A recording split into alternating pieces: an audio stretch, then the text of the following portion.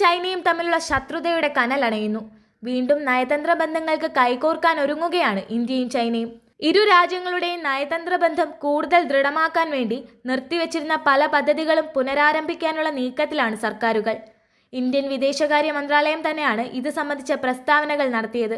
2020 മുതൽ നിർത്തിവെച്ച കൈലാസ മാനസ സരോവർ യാത്രയും നേരിട്ടുള്ള വിമാന സർവീസുകളും പുനരാരംഭിക്കാനാണ് ഇരു രാജ്യങ്ങളുടെയും ധാരണ.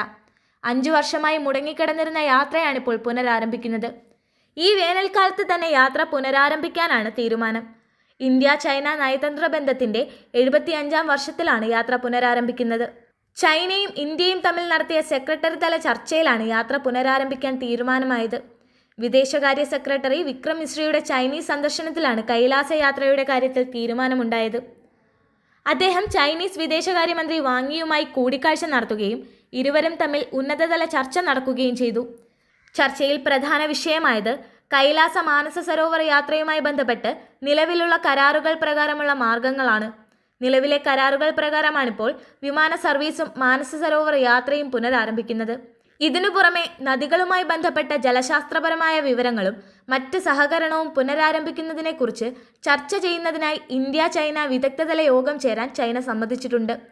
വിദേശകാര്യ മന്ത്രാലയം തന്നെയാണ് ഇത് സംബന്ധിച്ച വെളിപ്പെടുത്തലുകൾ നടത്തിയത്. നിർത്തിവെച്ച പദ്ധതികൾ പുനരാരംഭിക്കുന്നതിലൂടെ ഇന്ത്യയും ചൈനയും തമ്മിലുള്ള ബന്ധം കൂടുതൽ ശക്തിപ്പെടുമെന്നും ഇരു രാജ്യങ്ങളുടെയും ജനങ്ങൾ തമ്മിലുള്ള ബന്ധം പ്രോത്സാഹിപ്പിക്കപ്പെടുമെന്നുമുള്ള ശുഭസൂചനയാണ് നൽകുന്നത്.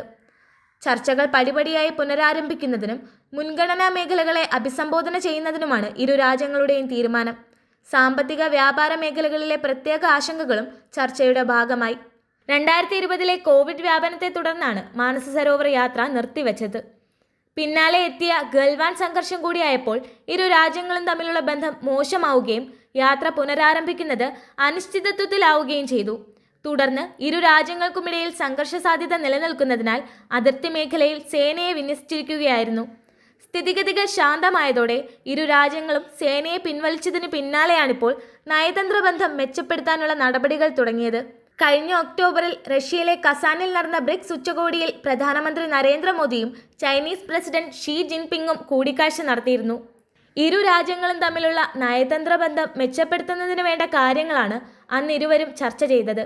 ഉഭയകക്ഷി സഹകരണത്തിലൂടെ മാത്രമേ നഷ്ടപ്പെട്ട വിശ്വാസം വീണ്ടെടുക്കാൻ സാധിക്കൂ എന്ന നിലപാട് അന്ന് ഇരുവരും സ്വീകരിച്ചിരുന്നു. അന്ന് തന്നെ ഇരു രാജ്യങ്ങളും തമ്മിലുള്ള ബന്ധത്തിൽ ഒരു ശുഭപ്രതീക്ഷ ലഭിച്ചിരുന്നു. അതിൻ്റെ തുടർച്ചയാണ് നിലവിലെ തീരുമാനങ്ങൾ. ഇരു ചേരിയിൽ നിൽക്കുന്ന ഇന്ത്യയും ചൈനയും തമ്മിൽ ഇത്തരത്തിലുള്ള നയതന്ത്ര ബന്ധങ്ങൾ ശക്തിപ്പെടുന്നത് വലിയ ആശ്വാസവും പ്രതീക്ഷയുമാണ് നൽകുന്നത്.